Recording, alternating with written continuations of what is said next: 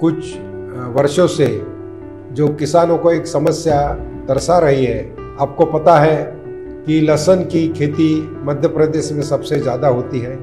लहसुन की जो पैदावार है वो हमारे देश में औसतन काफ़ी कम है। हमारा जो लागत खर्च है वो तो बढ़ जाता है, लेकिन उपज कम होने से हमें लाभ कम मिलता है। इस पर कुछ विस्तृत जानकारी देने के लिए ये खास वीडियो आपके लिए हम आज बना रहे हैं।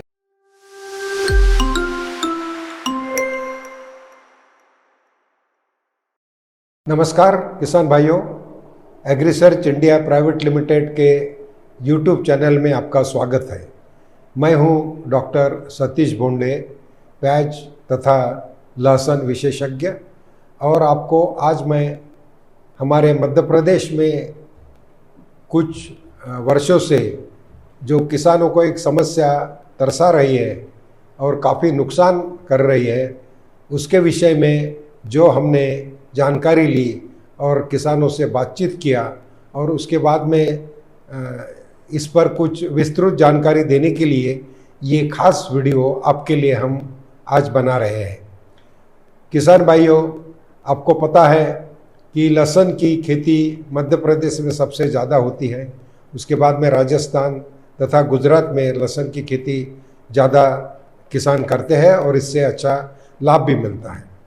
लहसुन की जो पैदावार है वो हमारे देश में औसतन काफ़ी कम है, और इसका कारण ये है कि हमारे लहसुन के खेती में बहुत सारे फैक्टर्स, बहुत सारे ऐसे नुकसान होते हैं जिसके वजह से इस फसल को हम लोग एक्सपेक्टेड या जो हमें अनुमानित उपज है वो नहीं मिलती। उससे हमारा जो लागत खर्च है वो तो बढ़ जाता है, लेकिन उपज कम होने से हमें लाभ कम मिलता है।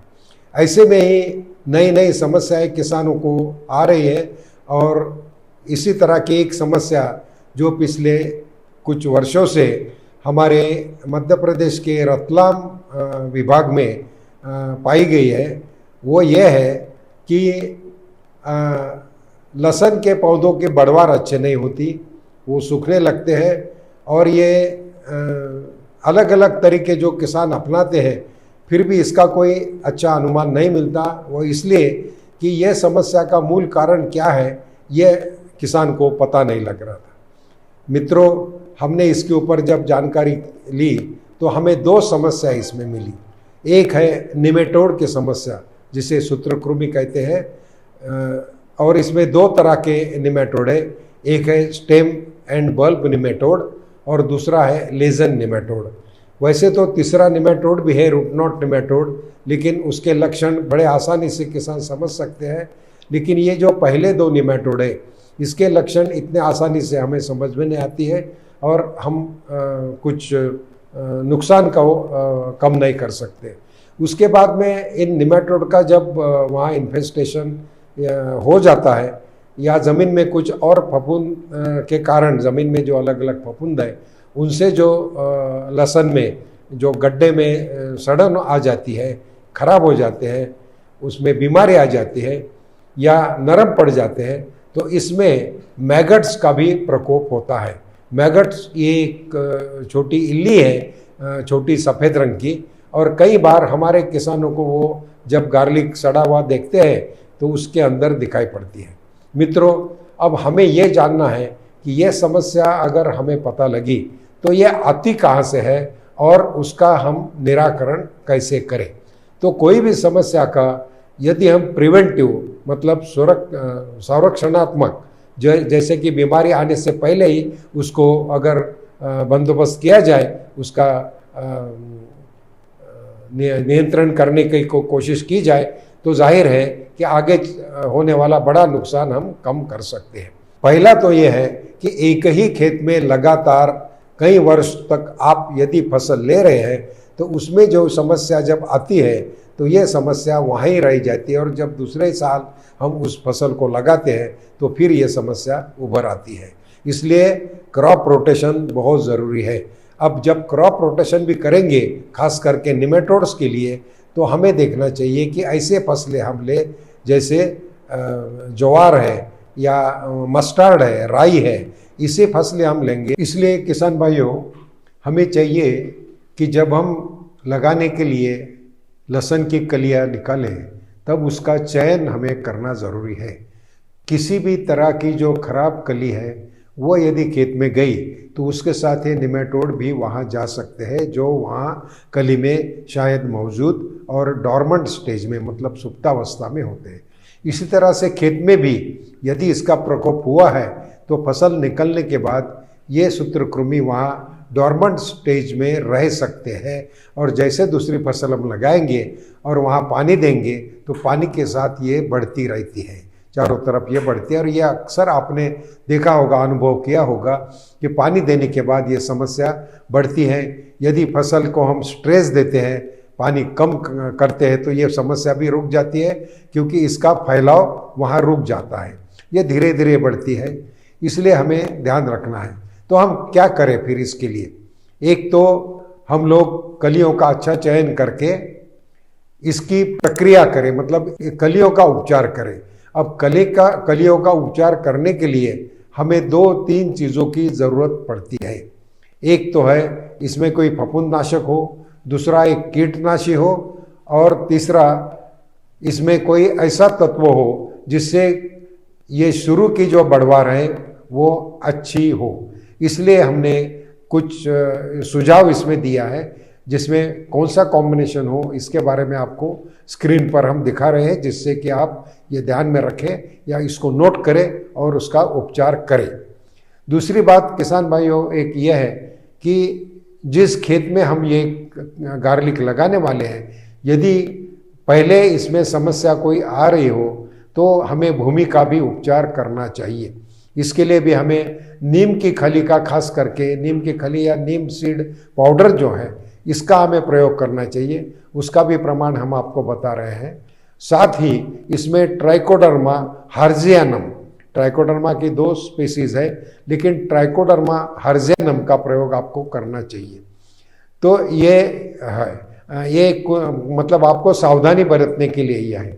यदि आपके खेत में पिछले वर्ष या आपको आशंका है कि इसमें कोई सूत्रकृमि की समस्या आ सकते हैं और मेरे पास दूसरा ज़मीन का विकल्प नहीं है, तो ऐसे स्थिति में आपको बुआई के साथ कार्बोफ्यूरान या फुराडान 3% ग्रैन्युलर इंसेक्टिसाइड जो उपलब्ध है, उसका प्रति एकड़ 12 से 13 किलो की दर से आपको प्रयोग करना चाहिए, जिससे ये फ्यूमिगेटिंग एक्शन से ये जो निमेटोड्स है या मैगट्स है जो कलियों के साथ जाने की संभावना होती है, वो वहाँ ख़त्म हो जाएंगे और आपके फसल में इसका नुकसान कम होगा।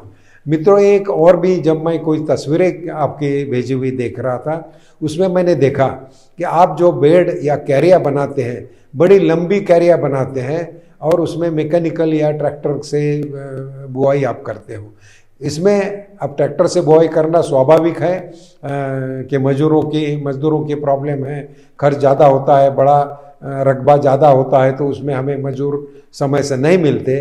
लेकिन हमें ध्यान रखना चाहिए कि कैरिया यदि हम थोड़ी छोटी कर दें और यदि हमारे पास ड्रिप या ऐसी व्यवस्था है पानी देने की, तो हम लोग रेस बेड्स पे अगर बुआई करें तो ये समस्या काफ़ी हद तक अपने आप ही ख़त्म हो सकती है। इसलिए कि जैसे कैरियो में आप तस्वीर में देख रहे हैं कि जो कैरियो के मेड़ है, वहाँ पे जो कलियाँ हैं उनकी ग्रोथ बड़ी अच्छी हो रही है, उसकी जो है पत्ते भी हरे हैं, और जो बीच में जो कलियाँ आपने लगाई थी वहाँ पे वो कुछ सूख सी गई है, क्योंकि पानी वहाँ ज़्यादा जमता है और एरेशन कम होता है। साथ ही साथ ये भी हम देखें कि हमारा जो अंतर है कलियों का, वो ज़्यादा घना ना हो। अगर घना हो गया तो बहुत सारी समस्या आती है और गांठें भी छोटी रहती है। इसलिए हमको बड़ी कलियाँ और बुआई करते समय ध्यान रहे कि बहुत ज़्यादा घने ना हो। यदि घने कुछ पड़ जाते हैं तो हमें तुरंत ही उसको निकाल करके दूसरे जगह पे लगा देना चाहिए। साथ ही साथ किसान भाइयों, एक और काम हमें करना है।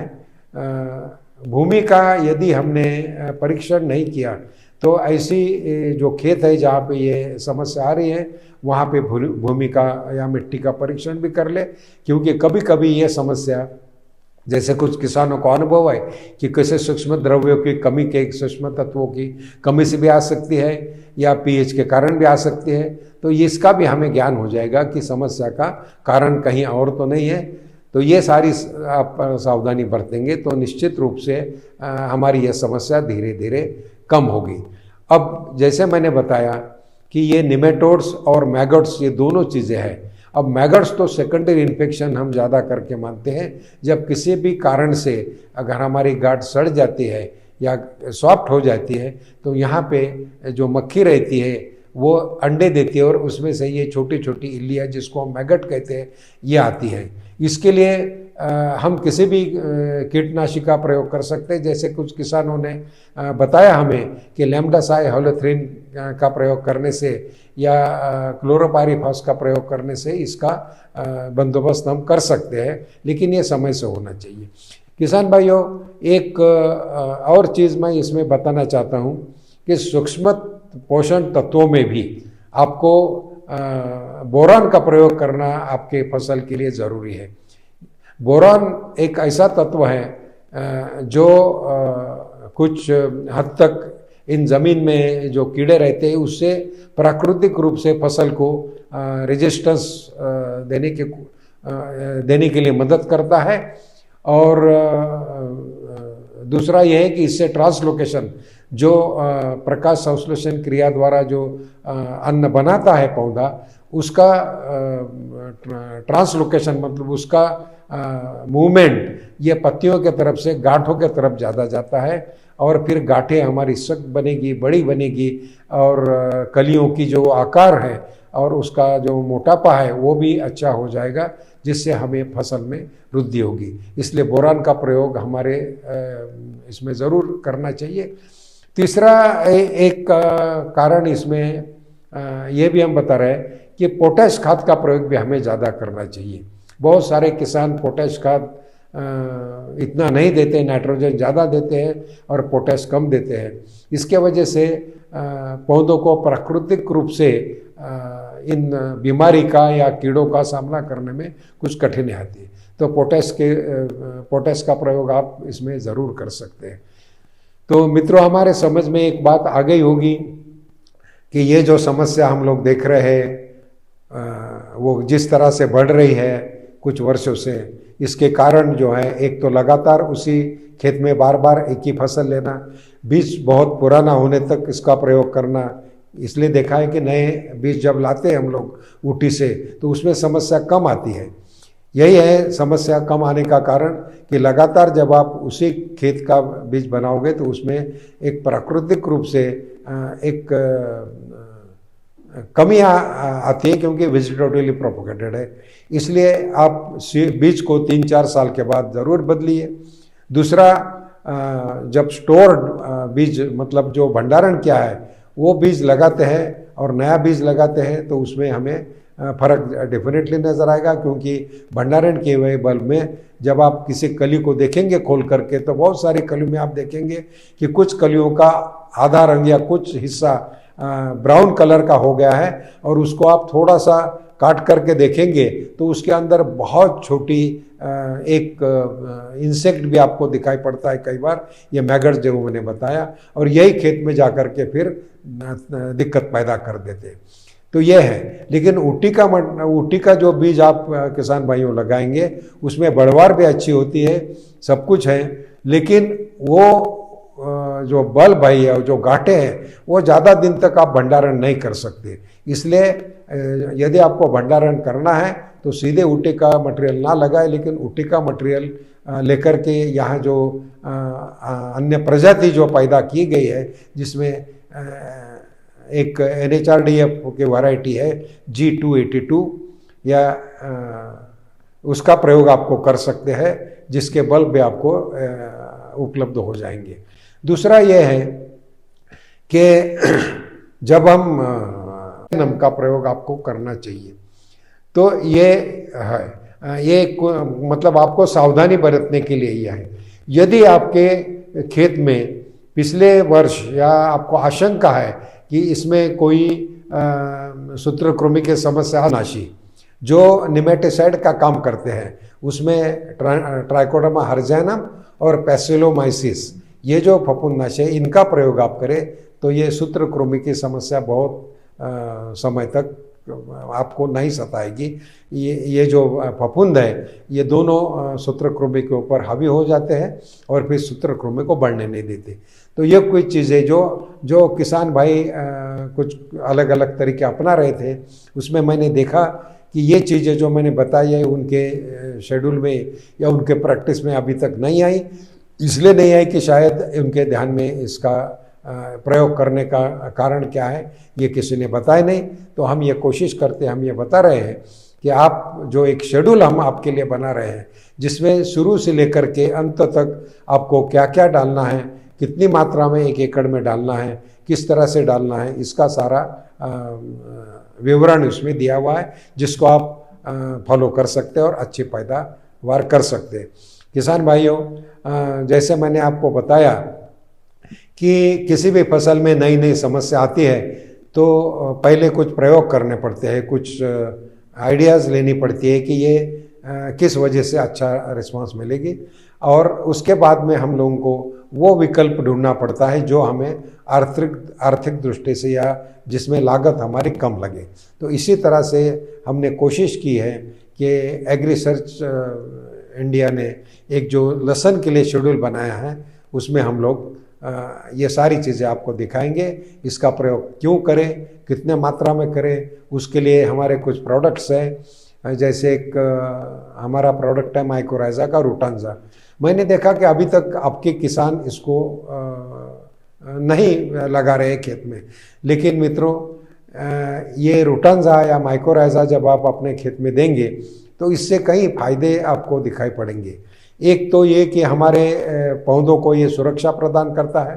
दूसरा, यदि पानी हम ज़्यादा समय तक नहीं दे पाते तब भी हमारे फसल को ये बचाता है ड्रॉट से, या जो स्ट्रेस है, तनाव जो आता है उससे उसको फसल को बचाता है। लेकिन इसका जो प्रयोग है वो हमें लगाते समय करना चाहिए, जिससे 4 हफ्ते के बाद इसका असर हमें फसल पे दिखता है।